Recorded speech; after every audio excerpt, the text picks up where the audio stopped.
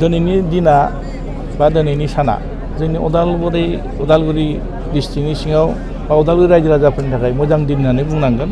बे गोबाव समनिफ्राय जिथु मोनसे जेंना दंमोन जोंहा गोबां उसुबिदा जादों बे रेल क्रसिंनि थाखाय दिनै मोनसे फ्लाइअभार मोनसे दिनै खुन्था गायसनगोन आरो बेहाय जोंनि आसामनि chief minister doctor Himanta Biswa Sharma सारजों लोगोसे जोंनि बिटिसिनि चिफ हाग्रामा महिलारि सारनि दैदेननायाव जिथु जाफुंबाय आरो बिथांमोना दिनै फैनानै बे खुन्थाखौ बेखेवगोन आरो जों मोजां दिन होनना बुंनांगोन जोंहा इलेक्सनाव होखानाय बायदियै जों जुदि सरकार खुंनाय लोगो लोगो बिटिसिनिफ्राय जोङो बिटिसि गभर्नमेन्ट हिसाबै उदालगुरियाव मोनसे मिनि सेक्रेटारि जों गायसननाय जागोन होनना बुंदोंमोन।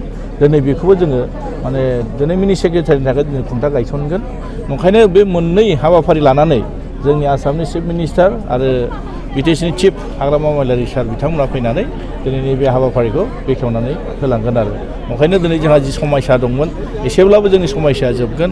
गोबां खस्थ' जादोंमोन जों क'क्राझाराव थांलाय फैलाय गोबां अफिसियेलि खामानि मावनायाव मानसिफ्रा उसुबिदा गोलैदोंमोन एसेब्लाबो दिनै बेहाय मिनि सेक्रेटारि जानाय लोगो लोगो जोंनि समस्याफ्रा एसेब्लाबो समाधान जागोन। ओंखायनो दिनै नुनो मोन्दों नैबे मिनि सेक्रेटारि जाफुंनाय लोगो लोगो मोजां मोनसे हाबाफारिफ्रा अफिसियेलि खामानिफ्रा जाफुंबाय थागोन आरो बेखौ जोङो रायजो राजानि गेजेराव जों बे बाथ्राखौ दिनै फोरमायना होदों आरो बे मोगथाङाव दिनै महर मोनबाय।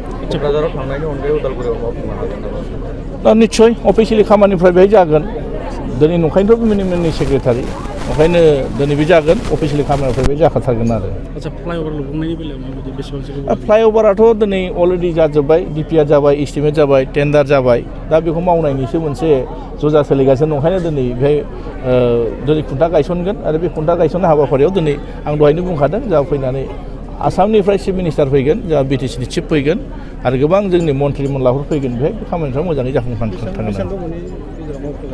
माने टाइम पिरियड होनाय दं बेसेबां हायो जों थाब मावफुंनो थाखाय जों ठेकेदारखौ जोंनि गभर्नमेन्ट साइडनिफ्राय जों नारसिनगोन आरो। बेसेबांसो रां बावगोन?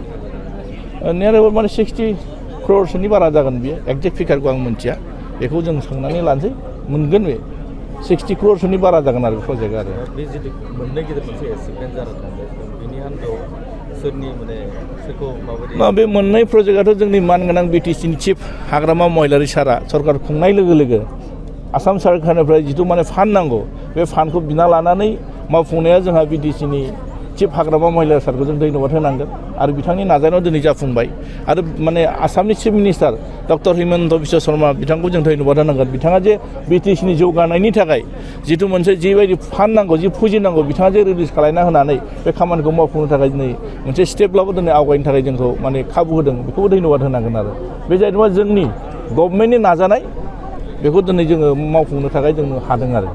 बे फ्लाइअभारा बिटिआर गोरोबथाजों फैफानाय होननानै नङा मानसिफ्रा जियानो बुङाथों मानो बुंनाया बुंगोन खिन्थु मोगथाङाव जाय मावदों बिसोरना नङा होमब्ला सोरबा सुक्तिजों फैनायानो जा सुक्तिजों फैयानो जा मावफुंनो हानायनि सायावसो बेहायथ' खुनु माने जोंनो जि नांगौ जोंनि समस्या मा जि समस्या दं बे समस्याखौ जोङो खुनु माने जोंहा मावफुंनांगौ दायित्व नङा होमबा दिनै जोंखौ सरकार खुंनो थाखाय खाबु होदों जोङो सरकाराव थानाय माखासे जोंनि दैदेनगिरिफ्रा बेखौ गोसो मोदोम होसारनानै जिथु फान्ड लाबोनानै दिनै बेखौ मोगथाङाव महरदों बिसोरना नङा होमब्ला ओंखायनो दिनै जोङो बेखौसो बुंगोन जे जों मावनो हादों नङा होमबा बेखिनियानो आरो।